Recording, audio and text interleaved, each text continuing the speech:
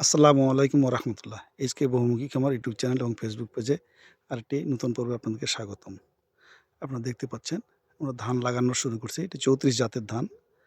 আমরা আমাদের জমিতে আমাদের তৈরি এইচকে জৈব সার ব্যবহার করে ধান লাগাচ্ছি।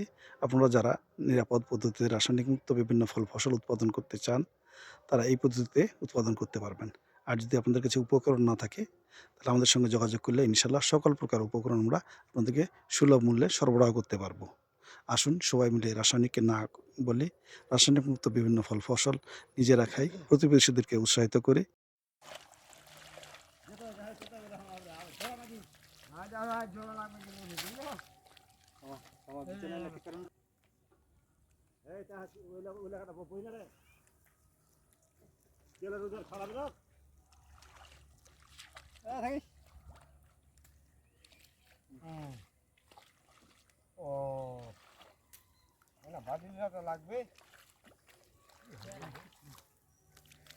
মানে শেষ দিনে তোমার শিক্ষা দেয় যাহা বলছে এই সিজনে যেহেতু তোমার কাম শেষ চারা লাগা তো এবার শিক্ষা পাবে না।